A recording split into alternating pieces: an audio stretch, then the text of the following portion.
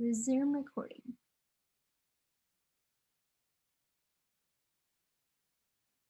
It's going. Okay. So howdy again, y'all. Dr. Orr, is it recording? It is recording. And are you going to turn on the live transcript also? It's on my end. Perfect. So I think that means we can enable it ourselves if we want to enable it. Is that correct? Correct. Perfect. Oh. Okay, so we are going to get started, as Megan said. So if you were not aware, if you missed it in the marketing materials, today is the 31st anniversary of the Americans with Disabilities Act. And that was actually signed into law by President George H.W. Bush. So hopefully you know that the George Bush Library is here in town. So we feel a special connection to the ADA because we feel connected to President Bush. But we also, of course, in what we do, both Megan and myself feel very connected to the Americans with Disabilities Act because it is part of what guides what makes access possible for disabled individuals.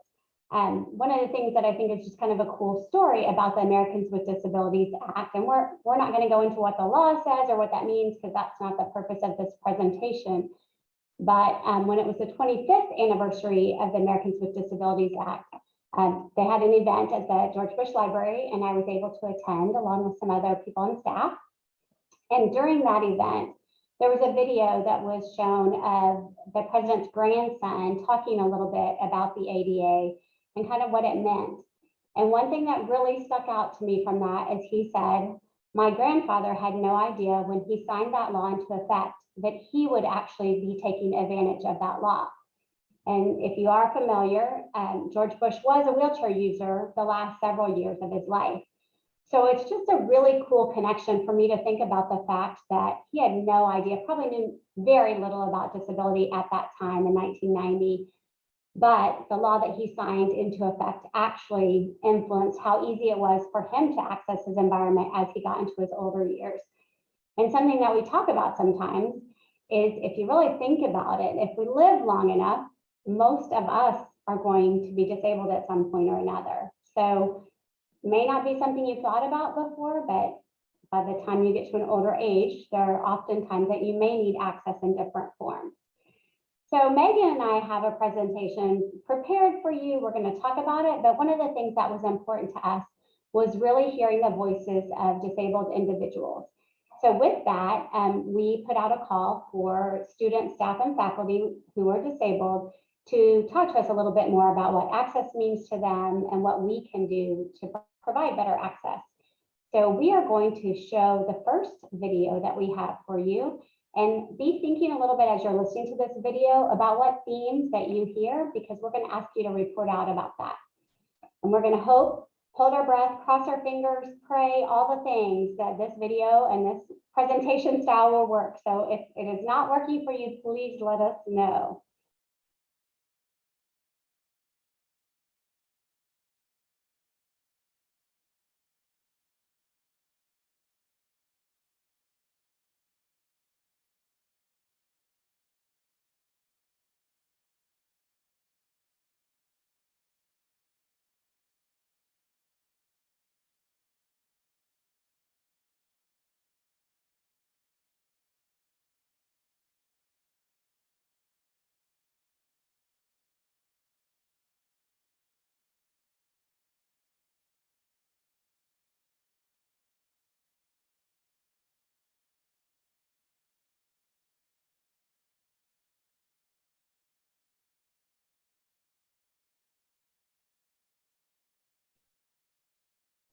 Okay, are y'all not getting the video? Okay, thank you for those who told me. Let me try again here. I assumed you had it. Let me see what the problem was. We practiced, I promise. Maybe I chose the wrong one, so let's try this again.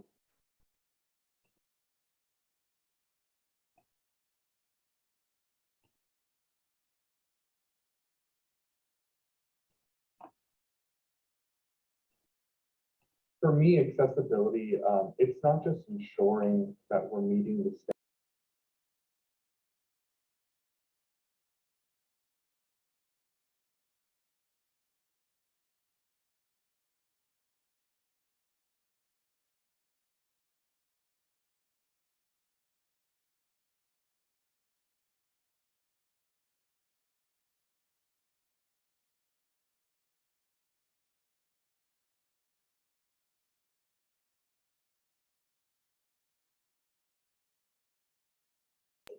create new trainings and new, we always have new programs, and we're trying our best to not just help.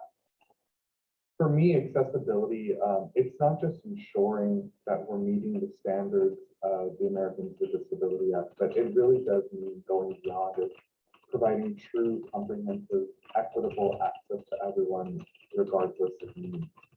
Accessibility to me is basically having a space and a physical space and a social space where anybody of any ability feels comfortable. The university's police department as a whole is always willing to create new trainings and new, we always have new programs, and we're trying our best to not just help me as an employee, but to help the students and the faculty that we serve on campus through new trainings and new programs to help those with disabilities. I was back at UT as a research participant. I was not a student, I had graduated. And somebody came up to me and said, "Are you Amanda? You're the one who is responsible for these descriptions that are embedded in our PowerPoint slides now, that we all use them to study for the exam because we didn't always understand what the graphics meant." So basically, my accessibility, the thing that Dr. Norman did to make the class more accessible for me actually helped other students. So an accessible campus culture, what I believe that is and does, is it allows for those people who are part of the campus community to feel heard, to feel seen, to feel validated. And then what it turns around and does is it allows for those people to not have to remember that they're disabled. Recently, a lot of colleagues on campus did a series about accessibility, and that was a great initiative for the first time. And it just dissects each area of different examples of accessibility. Having programs that make other people aware of disabilities, whether that's having the Disability Resources Office just being in the Student Resource Center, so it's out there, it's in the open, it's not hidden. Other students see that. I really love that a lot of my meetings now are virtual because that makes them, like lab meetings, for example, there are a bunch of people in the room, and sometimes there are new people, and I get to use the computer to associate their voices with their names, which helps me a lot. It goes back to our core values. So our role is to make sure we respect. Our role is to be committed to doing the right thing. We, as an institution, value diversity and inclusion, and with that, that's also means making sure that a fellow Aggie or a visitor of Aggieland is making sure those people are not left out.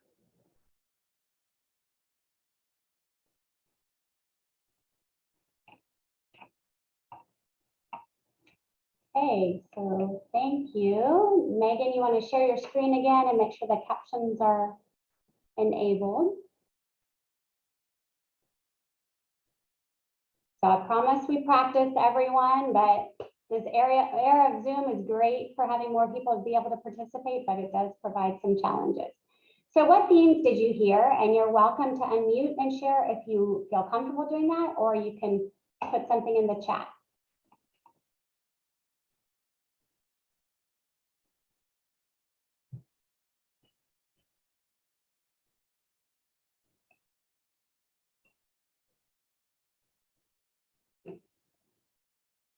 No themes that anyone heard?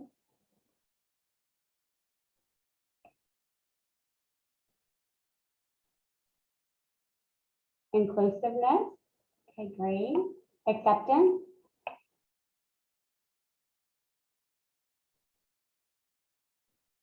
Anything else?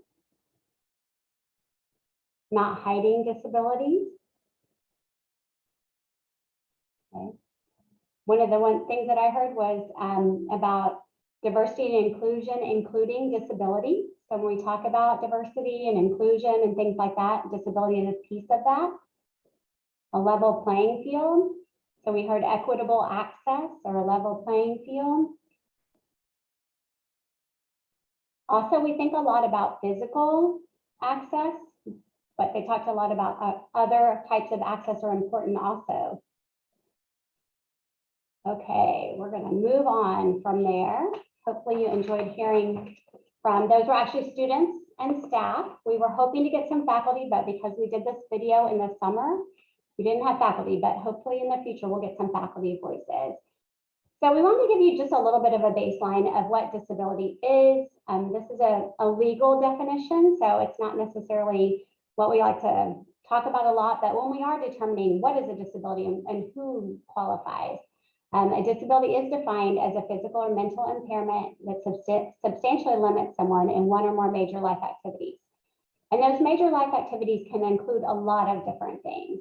So it can be caring for yourself, performing manual tasks, seeing, hearing, sleeping, walking, standing, lifting, bending, speaking, breathing, learning, which was actually not, that was a little bit later after the law was passed where that got added, reading, concentrating, thinking, communicating, and working.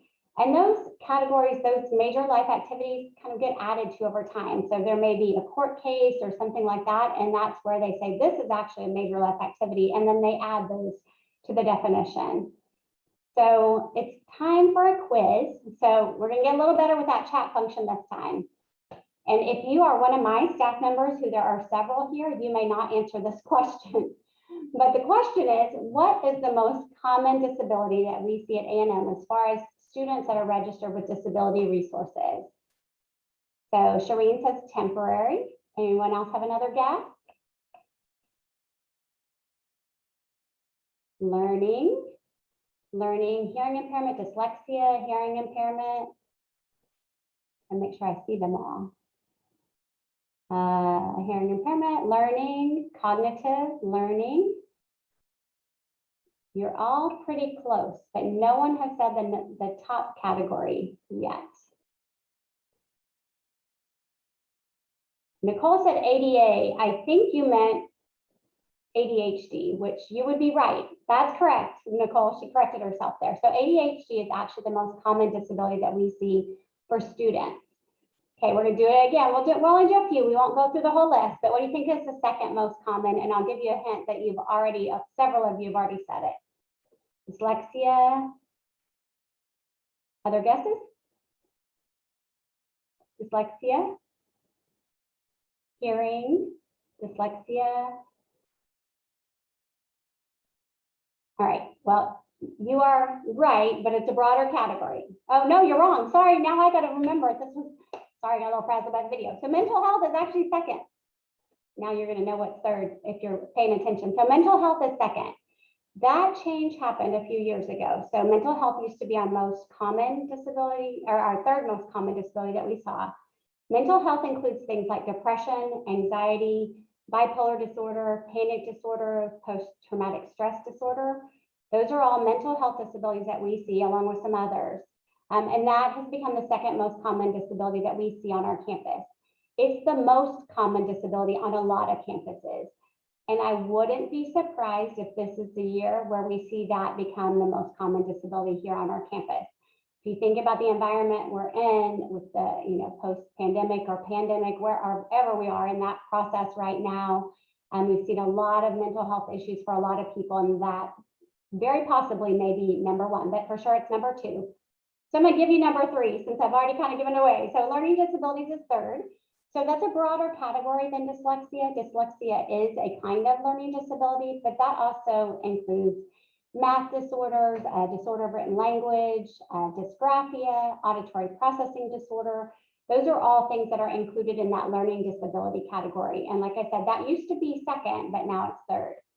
So we're going to do one more, and then I promise that's all. What do you think is fourth? Oh, Megan, you cheated. If you're paying attention, you might have seen it. So health, good job, Shireen. She was paying attention. You get points for that. So we're going to go ahead and pop it up there. So health conditions are fourth. So that's things like a seizure disorder, diabetes, digestive disorders, migraines, all of those kind of things. And that's actually a pretty rapidly growing category of disabilities and has gotten to be pretty problematic for some students. So with health conditions, that makes it really difficult sometimes to attend class, makes it hard to concentrate. There's a lot of things that can come with having a health condition. So last quiz question, and then we'll move on. What do those have in common? So ADHD, mental health, learning disabilities, and health-related disabilities. Not visible. Shereen, you get the gold star. Cannot see. Laurel and Nicole, very good. You're right. So used to be, it took people a while to kind of get that, but now people are pretty sharp. I think there's a lot more knowledge about disability. But the reason we make that point is those four are by far the largest number of disabilities that we see on our campus. So it's important to note that because for most of those, you will not know someone has a disability unless they tell you. So when we, even for myself, when you say the word disability, a lot of times what pops into my head are things like, and you can go to the next slide, Megan, are the other things that we think about. So we do have students with hearing impairments, visual impairments, traumatic brain injuries, physical or mobility. So someone who's using a wheelchair has other mobility impairments, intellectual disabilities. So we do have the Aggie Achieve program here on campus now. So that is students with intellectual developmental disabilities, speech impairments, things like stuttering or other speech conditions, autism, which is actually another rapidly growing category of people with disabilities here on our campus.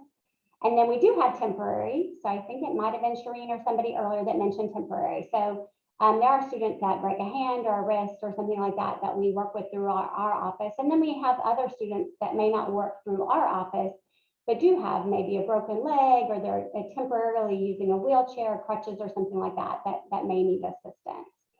So it is important to really think about not just how do we provide accommodations for students that have these kind of conditions, but also how do we be a little bit more proactive, which is why we have this Accessibility in Aggieland series, is to start thinking about how do we provide access and not just accommodations, especially given the fact that we know that there's a lot of students who will not identify because they don't have to if they have an invisible disability, but they still might be better served if they had more access on campus through a variety of different ways. So in talking about that, we kind of like to give a little bit of a history of disability because that's not a history that we hear much about. So Megan's going to talk a little bit about disability and kind of some of the viewpoints of disability from the past. Thank you, Christy. Howdy again. My name is Megan Orsag, and I could spend, or we could all spend probably a few semesters just on the history of disability. And so trying to figure out where we should start, I think was important. And so we landed on, let's see, this question here. Where did the term handicap come from? So if y'all could use your chat function, where did the term handicap come from?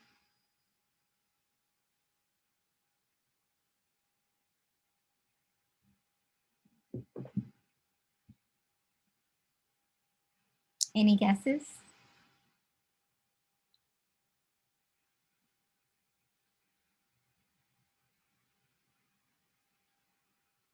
Begging for a living. Yes, that's like that's one of the typical responses. Yes.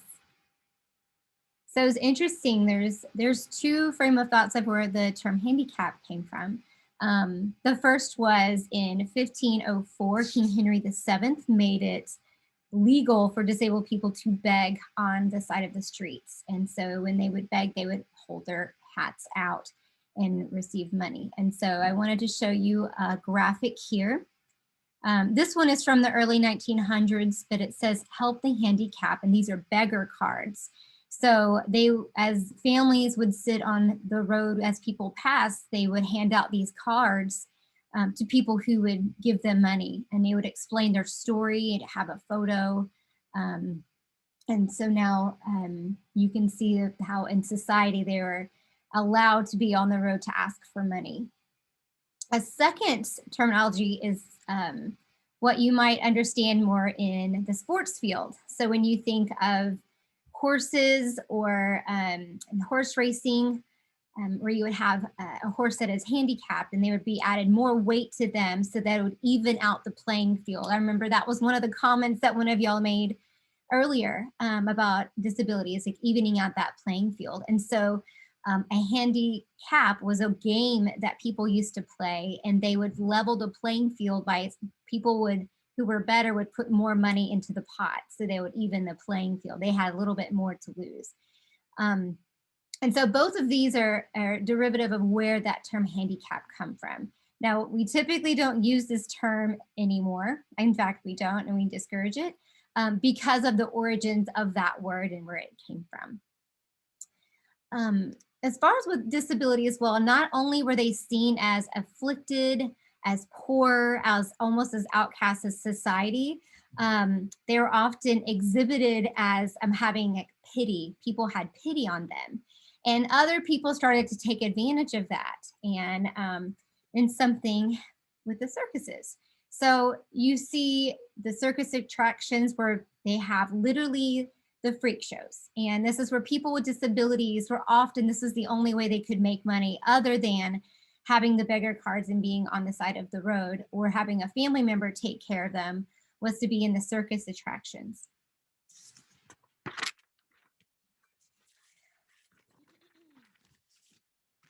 So in light of these social and economic barriers, there were also some medical barriers.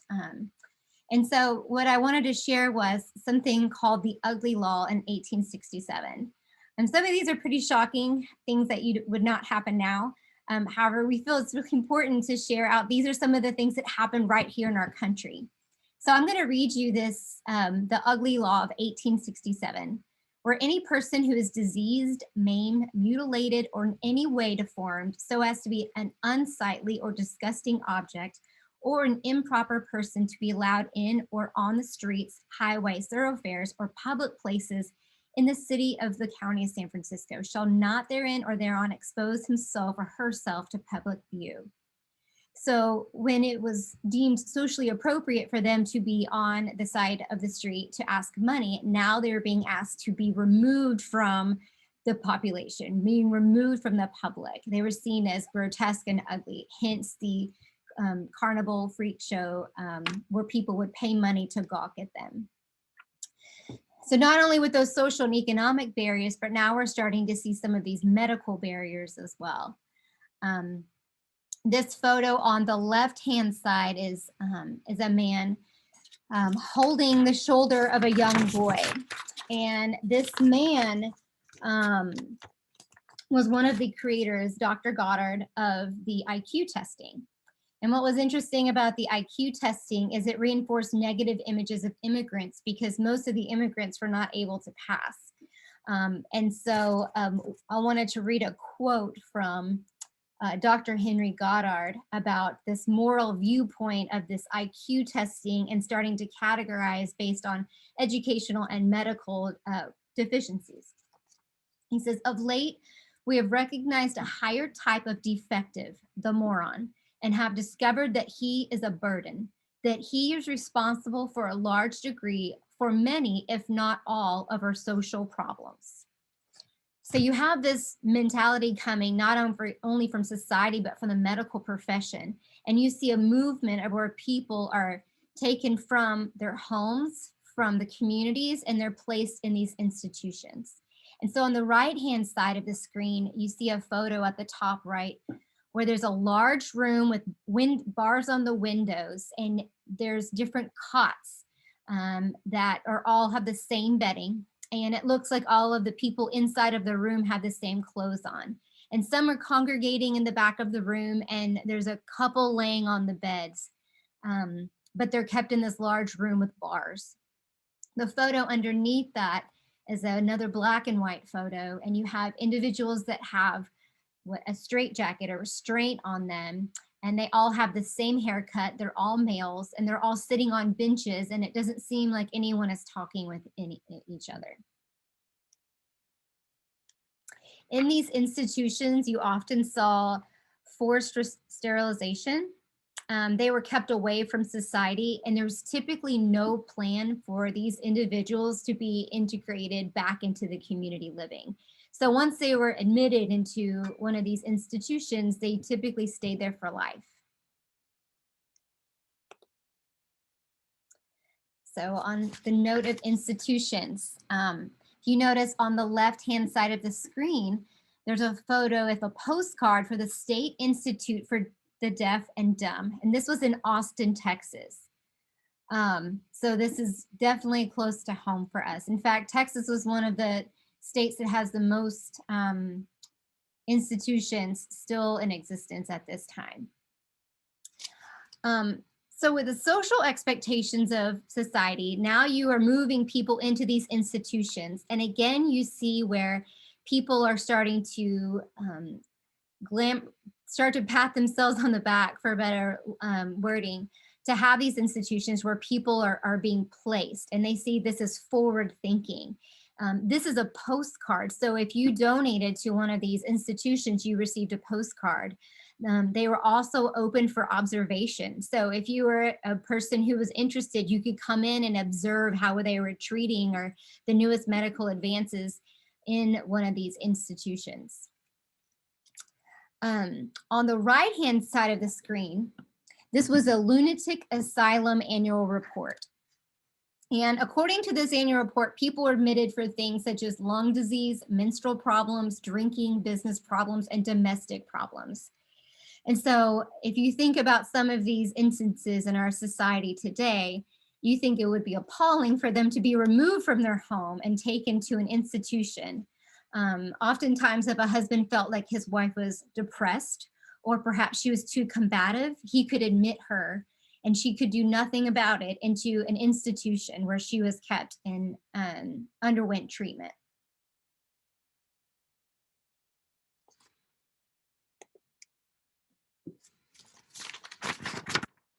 Right.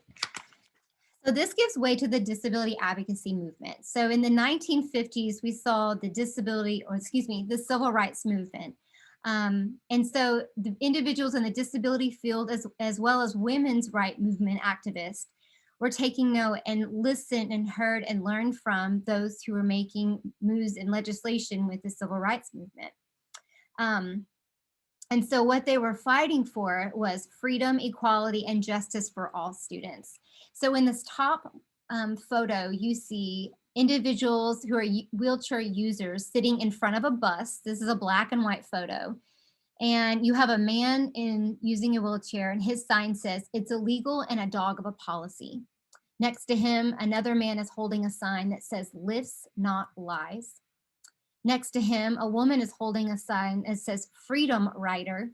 And next to her, another woman is holding a sign that says, "This buses are for everyone." Underneath this photo, there's a photo that is in color, and there is a man who's using a motorized scooter, and on the back of his scooter, the sign reads, "Civil rights are not special treatment." So this next slide, underneath the Rehabilitation Act of 1973, there's two individuals that we have photos of. And these two individuals, along with many other people with disabilities, their friends, their family members, and other people in the community, were the ones behind this disability rights movement. So Ed Roberts is a post-polio quadriplegic, and Judy Human. Both of them have done quite a bit of work, obviously, in the disability rights movement.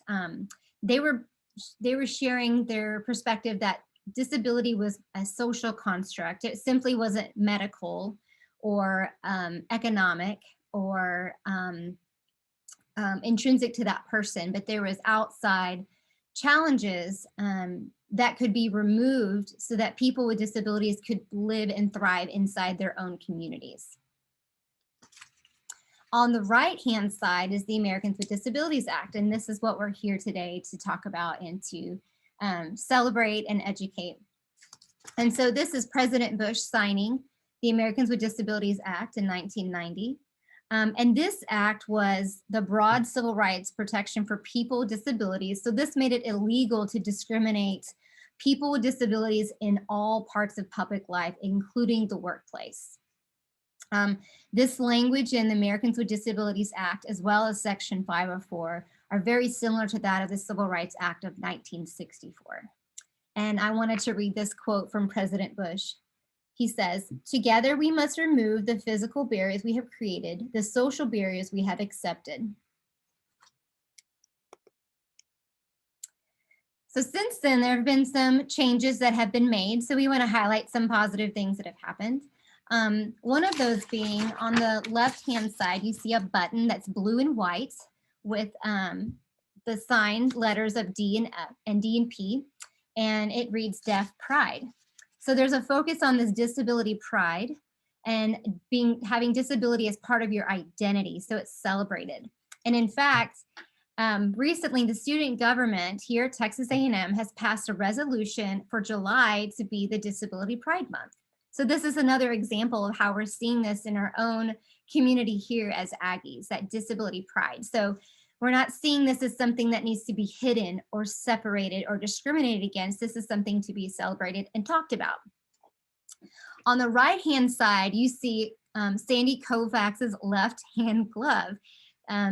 So the world is not typically designed for people with disabilities. And so this is an example of accommodation that provides access.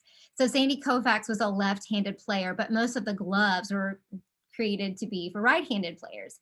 And oftentimes in school, if a student came to school being left-handed, they would try to train them to use their right hand only. So having the left-handed glove was going to provide Sammy Kovacs with access to being able to play alongside his classmates and eventually into the major leagues with his left-handed glove. And this is an example, again, that access and accommodations as perceived in the universal design, which Christy will talk a little bit more about later. Another example of changes that have been made are language use. And if any of you have attended our Aggie Disability Awareness, we talk quite extensively about language. And so now we are moving away from people with disabilities are afflicted by or suffered by or bound by or a victim of their disability. And in fact, we're not using the word handicapped anymore either. So there's accessible parking, not handicap parking, or this is an accessible entrance, not a handicap entrance. So you see how the language is reflective of some of the language that we have seen since that ADA was signed in 1990. We also currently use identity first and person first language. And so I think sometimes I use them interchangeably where you might say, I'm a person with a disability or I'm a disabled person. And those are two ways that we talk about disability within the field, but also out in our communities. And so those are some different terminologies that we continue to use. Lastly, we just wanted to point out that the work of the Americans with Disabilities Act is not done. So we have come a long way, but there's still so much more that we need to do as a community. And so I wanted to share some statistics with you guys related just to living. Like what Christy talked about earlier is with ADA and disabilities, anything that impacts our ability just to live in our communities. 32% of working age Americans with disabilities have a job. Only 32%. Disabled Americans are over twice as likely to live in poverty. Discrimination still exists. Over 70% of polling places are still inaccessible. Women with disabilities make 73 cents on the dollar compared with men with disabilities. And children with disabilities are 3 times more likely to end up in foster care than those without disabilities. And so we wanted to share this because, like I said, we've come a long way, but we still know that we need to do more work. And so I'm just excited to move forward with the Disability Resources Office and then our center, and then all of you to make a difference here on our campus in order to talk about accessibility and help provide more accessibility. Yeah. So don't worry, we're not done, in case you thought when Megan said finally, it was her final slide. And I feel like I get the good part, because Megan got to tell you a lot of things that are really kind of a downer. And, you know, even though we've come a long way, it's a little sad to see those statistics that she just provided with us. But we did want to share a little bit more about our campus and what we're doing and our perspective that hopefully will give you a little hope and help you see maybe how you fit in here. So when looking at A&M's model, a lot of that I think is kind of driven by the Disability Resources Office, since that is what we do all the time. There are a lot of people that work with disability in different ways and with accessibility, but that's kind of 100% of our job.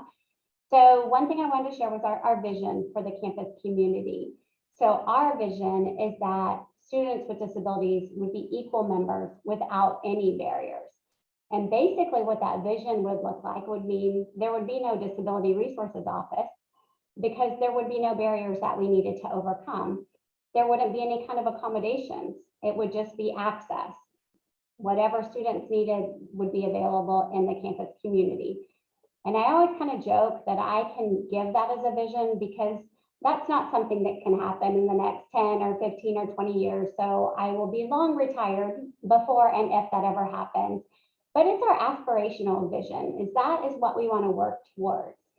In the meantime, we're going to work on our mission, which is that our mission in disability resources, and hopefully can be embraced by others, is that we interact and collaborate with faculty, staff, and students to achieve an equitable learning environment for students with disabilities at Texas A&M. And it's a very intentional mission statement. So a few years ago, when we looked at that mission statement, it used to say students, faculty, and staff. And we flipped those because if we're promoting access, then we're going to work with faculty first to see how we can make their classes accessible. What can they do so that there isn't as much of a need for accommodations? And then we're going to work with staff so that they're doing the same thing. How do we make offices and programs and things like that accessible? And then we're going to work with students because we do work one-on-one with students to make sure that they have the accommodations that they need if they need them, that we can figure out how else to promote accessibility. But the other part of it that I want to point out is just that we interact and collaborate, which means we all work together to provide access here on our campus, not just disability resources. And then we also just want to share guiding principles because I thought this was important just as we look at the campus environment, being an accessible campus, which is really what we want, and a culture of accessibility on our campus.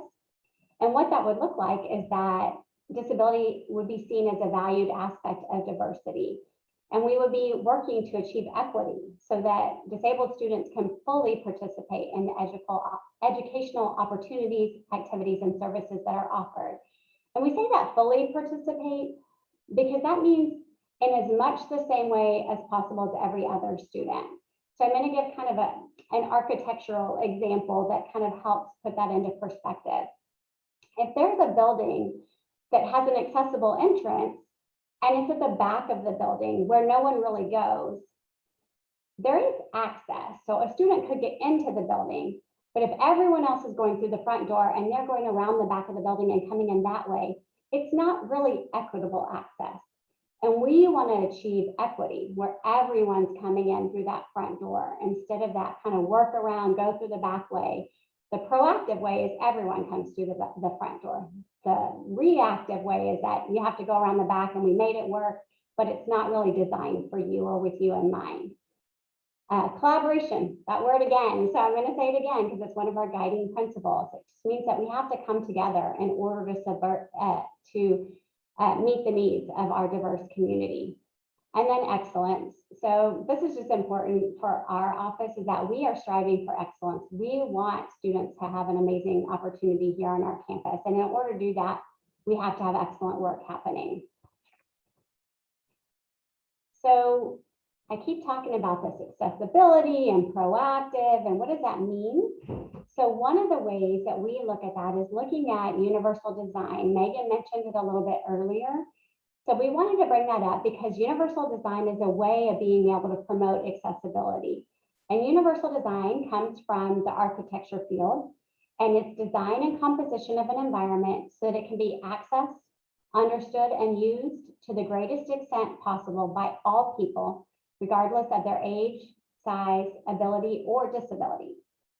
So examples of universal design are things like curb cuts. So to get from, if you're crossing the street and you use a curb cut to get up onto the sidewalk, sliding doors, so doors that open automatically, or a door with a push button so that you can just push it with your arm or your back or whatever you need to do in order to get in, and ramps to get into buildings instead of stairs.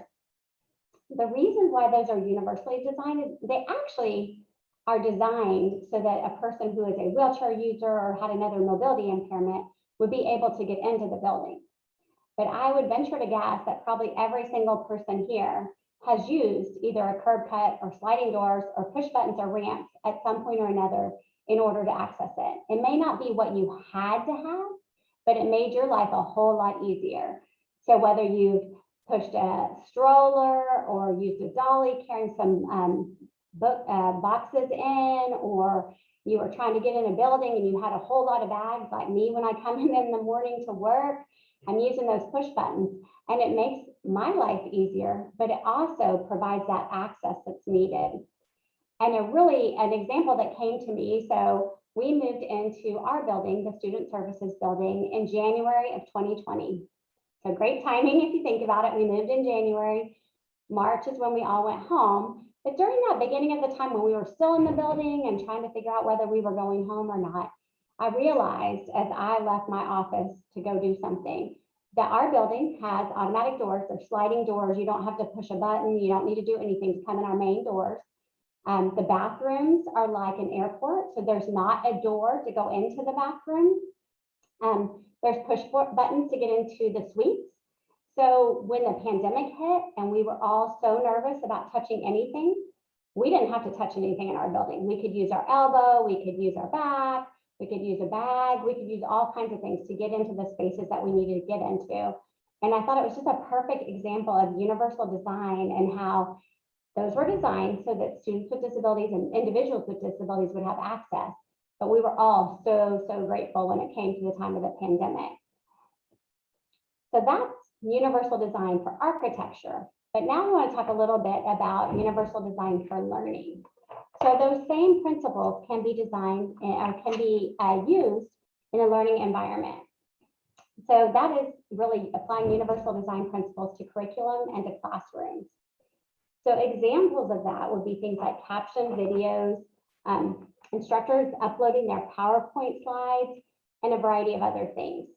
So a little preview, January, our Accessibility in Aggieland series will be on universal design for learning. So we have not advertised our spring Accessibility in Aggieland presentations yet, but there is going to be an excellent presentation by Nate Poling in January. So be on the lookout for that. And I believe it will be the third Wednesday in January at 1:30. So if you want to kind of be watching for that, we'll save the date. But just to give a little bit kind of more detail about that, when you look at caption videos, hopefully this is a pretty easy example for you. I know as I get a little older, I rely more and more on those captions for videos. I do not have a hearing impairment, but I really appreciate being able to use those as I have trouble hearing certain registers now. Also, I watch videos when I'm waiting at the doctor's office or waiting for anything. And if the video is captioned, I will probably watch it. If it's not captioned, I'm not going to watch it. I'm just going to skip on past because I don't want to listen out loud when there's people all around me. So there are uses for captioned videos beyond the initial use, which was to provide access for someone who's deaf. They're also great for students who English is their second language. Students have a learning disability and reading along can be very helpful to them. So there's a lot of uses for captioned videos besides just for students with disabilities.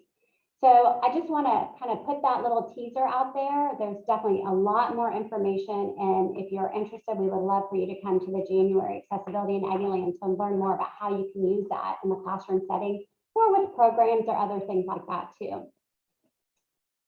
So we also wanted to share, as I mentioned at the beginning, looking at kind of, it's not just Megan and I talking about this. We wanted to share some of the comments from a survey that we did with students. We surveyed students that were affiliated with Disability Resources in January of 2021, and we asked two questions in two different ways. So we asked what made them feel welcomed on campus and what made them feel unwelcomed on campus. And we asked in terms of faculty, staff, and administrators. So what did faculty, staff, and administrators do that made them feel welcome and what made them feel unwelcomed? And then in terms of students. So what did other students or their peers do that made them feel welcome or unwelcomed? And we are still in the middle of analyzing because we got a lot of data. It was open-ended questions, but we wanted to share just a few comments just to kind of get you thinking. So when they talked about other students and what made them feel welcome from other students, one person said, a white undergraduate said, "My friends are really good about altering their routes to take the elevator with me instead of stairs. People also respect when I need to sit or take breaks from activities. When studying, they sometimes try to repeat or re-explain things when it takes me longer to process new information." And then we had a professional student. You can figure out where from when I read the quote. It was Black only or multiracial with Black. And he said, "Many College of Medicine students take time to check in with their disabled peers and offer to help with note-taking, etc. They also read more about the condition someone has to better understand. It is honestly very amazing." And then about faculty, staff, or administrators. "They did not stereotype me, assume anything about me, or put me into a category. They didn't emphasize it because everyone learns differently. They treated me as a college student. They gave me very clear accommodations and instructions for how to get them and were available for any questions I had. Overall, I felt very welcomed." And that was from a white undergraduate. So negative side, what made them feel unwelcomed, we have from other students. "I think small things like joking about having mental illnesses are what bother me the most. It is easy to make light of it, but when you actually live with that diagnosis, it can be really ostracizing." And that was from an undergraduate Hispanic or Latino of any race. And for those of you who participated in our series in the spring, our Accessibility in Aggieland series in the spring, that person's really talking about microaggressions in that statement. And then "I can't really think of anything, but my disability is also more invisible than a physical one. So I would think most students don't know I have ADHD. It does make me uncomfy in general when peers use the R word or say things like 'I'm so ADHD' or 'I'm so OCD though.'" That's an undergraduate who's multiracial, excluding Black. And I don't like to say the R word, but I'm going to say it because I want you to understand what that means. So that quote is talking about the word retarded. And there is a whole campaign about erasing the R word and not using that because of the negative connotation. So thinking back to when Megan was talking about historically and some of those things, that word is not something that is supported. And so that's what they're saying. And again, that's kind of those microaggressions when people say things like, "I'm so ADHD," when they really don't have an ADHD diagnosis or things like that. And then from faculty, staff, or administrators, so things that make them feel unwelcome. Criticizing an aspect of quizzes or tests that directly map to an accommodation. For example, telling the class that the students who know the material will finish within the time limit, or good engineering students won't need a calculator to solve these equations, or similar comments about noise, distractions, etc. And that was from a white graduate student. So you can see how things that, in these cases, the things that people said, offhanded comments, they didn't mean anything by them, but those words do have impact. And I think it's helpful just to look at those things that, even examining our own language. We've all done it. We've all said things like that before that maybe we're not really taking into account the differences between people and what some of what Megan pointed out. And we talked a little bit about the tests that are used are not necessarily measuring what you think they are. And I could get on a whole soapbox about exams that I will not, but if you ever want to talk about exams and what I think they measure and what they don't measure, we could get into a whole conversation about that. So I have a question for you before we move to another video real quick. And I would like you to put in the chat, but who is responsible for accessibility at Texas A&M based on everything that you've just heard?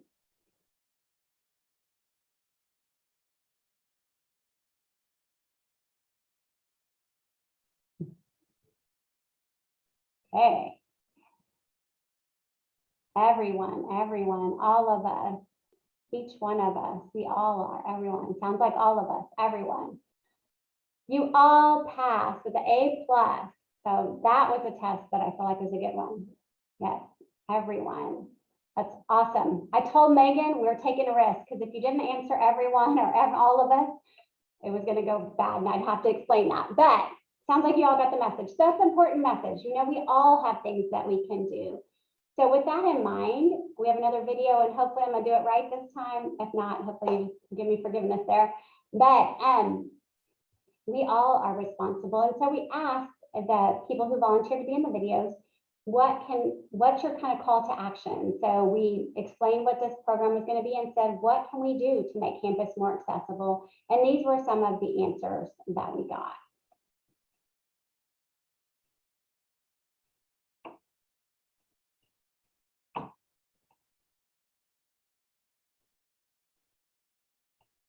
And then I wanted to make a Okay,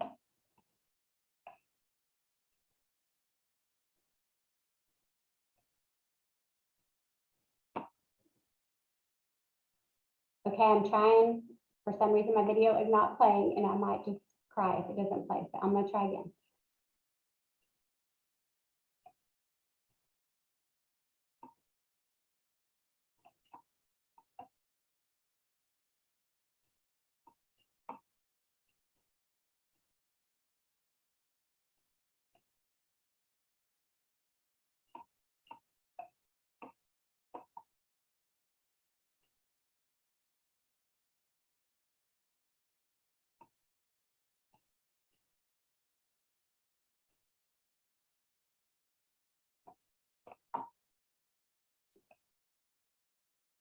Okay.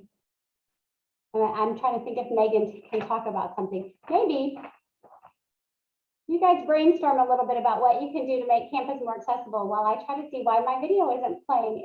It all worked earlier today, I promise. And it's not the same problem as before. So talk amongst yourself, Megan. Well, I'd love to. I know I've had several conversations with students about accessibility on campus and some things that they've noticed, whether it's a physical barrier or a language barrier or a policies barrier. And so are there any barriers that you all have noticed on campus that you think we need to talk more about? And some of these, the identification of the barriers have helped us in identifying what webinars we need to make sure and post and bringing the experts on campus who you would go to for these questions. So I'd love to hear your thoughts about, are there any other barriers on campus you can think of for disabled students, staff, faculty, and visitors that we need to be thinking about? Feel free to use the chat function or jump on in.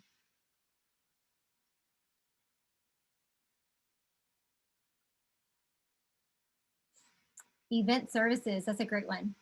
Adding requests for accommodations to registration links, 100%. And that's something that is easy to do on the front end. You just make sure that that is included in your registration links, and then you have an idea of what to provide. So opening up some space so that individuals can just share what they need and give them the opportunity and that dignity of risk to tell you what it is they're needing. And then that way it's a two-way street and you can work together as far as providing those accommodations. Does anyone, let's see. Good, and also on the back end, adding those same types of questions on feedback surveys. Data can help justify importance if management is not motivated to make important changes. That's a great point. We love to send out surveys of what did you like, what did you not like, what would you use, how are you gonna use what you learned, what would you change? And so having an understanding, even the volume of voice was really important to people. If the voices were too loud, that was distracting and impeding on their ability to have access to that content, or talking too softly, not using a microphone. So that's a great point. Thank you. Another idea was parking. As a new employee, I was straight out of college and really broke. I found out that I had to pay full price for parking pass just to be able to show up for my job. I think that's kind of an economic barrier. That's a really good point. That's a really good point. Lots of people outside of the university don't understand why we pay for parking, but it's a good point. Megan, I think my video may work now. I tested it without the sharing the screen, so let's see if it works this time. Good discussion, y'all. Thank you for your feedback. That's important. And I wanted to make our campus more accessible. People just being proactive in the way they implement processes, policies, and practices that will ensure that there's an equitable engagement of everyone. I think our role as an ag community is to, one, to not promote ignorance, is to not ignore the problem and to brush it aside. Unfortunately, that has been the solution for decades. Educating ourselves in what is a disability and what is accessibility, because sometimes I think people believe that they're being accessible and it may just scratch the surface. But when posting for jobs, being intentional and posting to organizations that attract diverse individuals. When investing in software for your office, become familiar with the accessibility features and make sure you cross-train your staff. One thing we learned through the pandemic and working more virtually, we learned of the helpful resource of using CC Live transcript. And as an office, by default, we start having that available and enabled to benefit our colleagues as well as clients that we serve. Really, if I could have one wish, if I'm going on campus, I just want to be able to walk down the hallway or the path or the sidewalk or whatever and not worry about being grabbed or pushed or pulled. I know people want to help, but it does the opposite of that. If you notice someone maybe having trouble with something, or maybe is not feeling as included or something like that, being open to reaching out and saying, hey, we're all in this together. We're part of this IE family, and I want to help you, and I want to support you, and I want to be there for you, because that's not something we always get. A lot of the areas that I have found that needed to be addressed that may have not pertained to my specific disability, but they did pertain to people's disability, I still spoke up on. And I provided the feedback. And when I provided those people the feedback, they would turn around and say, wow, we never knew this, because we always thought what we were doing was fine because we never heard anything bad about it. We cannot change who we are. There's no amount of therapy or there's no amount of corrections that can change who we are. We exist and we are here.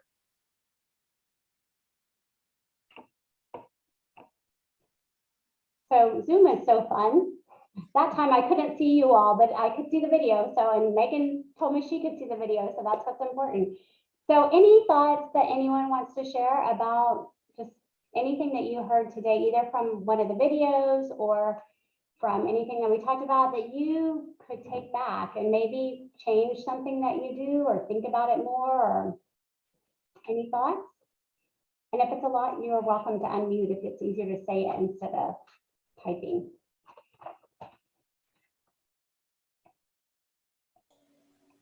I would say I can be more intentional when creating programs and curriculum for my students. I can also be mindful about retreats, or I don't know, just being more intentional about asking the questions or providing a space where students can let me know if they have any concerns or disabilities, if they need any special accommodations. Yeah, I love that, Laurel. And one of the things that I think is great is just that intentionality. So really assuming that you will have disabled individuals in your programs or at your presentations or in your classes. And Shireen said, asking the questions and doing something with the answers. So I think starting at the planning stage of really thinking about, one, is this just fully accessible? Or if not, and I'm going to kind of move ahead, what if someone does need accommodations? How am I going to provide that? And what will I change? And so those questions that Shireen mentioned and also Laurel mentioned would be really helpful of, do you need any kind of accommodation so that we can provide that access? Other thoughts?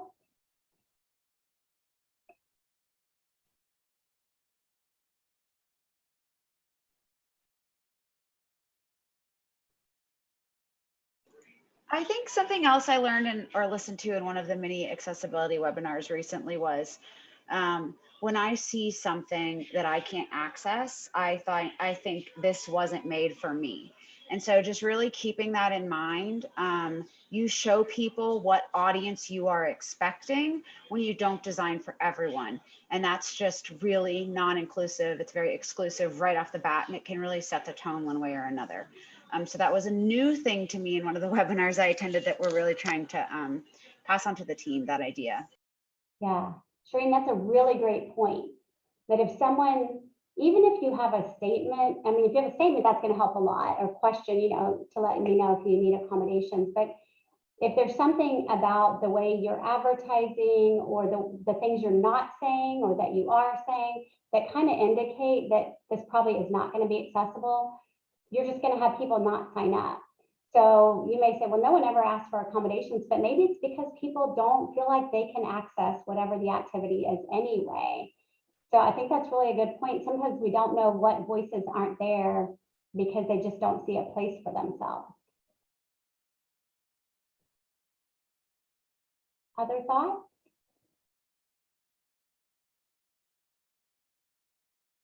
Okay. We've got an IT person here. Jill said software purchases and or custom development design with the end in mind and have the accessibility conversation at the beginning. Absolutely. It's much harder to be able to accommodate something like that than later. And I am not sure about EIR coming out with a database for procurement, but that would be awesome. That would, Cynthia Calder, who's our EIR coordinator, would know that for sure.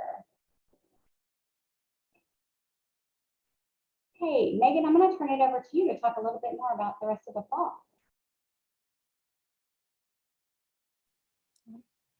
Thank y'all so much for your conversations and suggestions. These are great. So for the fall lineup for our webinars, Christy and I definitely took back all of the feedback from our spring semester. And we're excited to share a few new sessions, but then we've also, in the spring, you will see some familiar faces. We've invited back our previous speakers for different sessions throughout next spring and summer.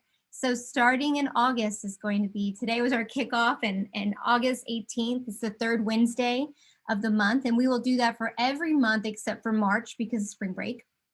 But we'll let you know about that spring lineup. So for the fall, there's ADA in the workplace. So you will recognize, well, we'll have a similar presentation that we did in the spring.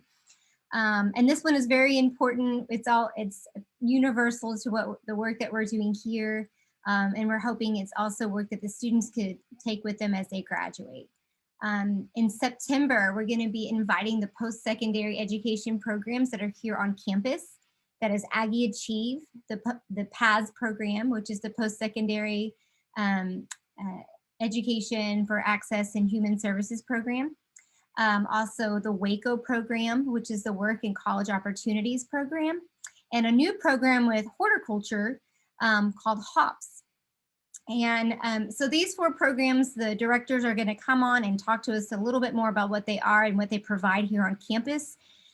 What we're excited about is sharing a spectrum of supports within each one of the projects that each have different goals for the students, whether it be employment or college inclusion. There's a different program for everyone's goals. In October, we're going to have Dr. Laura Stow come and talk more about disaster and disability, how disaster are unveiling the inequities, especially for our Aggie communities, just to look at what is happening here. Dr. Stow has done quite a bit of work, not only here locally within our own Aggie community, but nationally. She's seen as a national leader in disability and disaster. So that'll be one to come and learn more about, especially given the pandemic and how that has impacted people with disabilities. We talked about the economic and the social discrepancies that we saw in the history of disability, and that was further highlighted that it's still happening today given the disaster of the pandemic. And then finally in November, we're going to be talking about service animals and emotional support animals. During our Aggie Disability Awareness Workshop, this is probably one of our most #1 question that we have gotten and received. And actually it's our, we had the RSVP registration links live for all of these sessions. And that November session is the most highly, the one that we think will be highly attended. So There's a lot of people interested in that, service animals and emotional support animals. So we're excited to host the fall lineup for the Accessibility in Aggieland. We hope to see all of you there, and we would love it if you would share our website with all of the registration links with your own academic units or colleagues. We'd love to invite our university to take part in that. So if y'all have any questions, Christy and I are happy to answer questions. We have our contact information on the screen here. Christy Orr, and then I'm Megan Orsag, and also the link for the the Accessibility in Aggieland webinar series. But be expecting an evaluation to come out as well. We want to grow, we want to do better, be better. And so we'd love it if you take a minute to share out what you learned, how you're going to use this, what we could do better, maybe what we did well, because we definitely take that information back as we develop the webinar series. But thank you all for your time today. We're happy to answer any questions. I will go ahead and turn it off of the live transcript at this, or the recording, excuse me, the recording at this time, so that we can have some time for questions.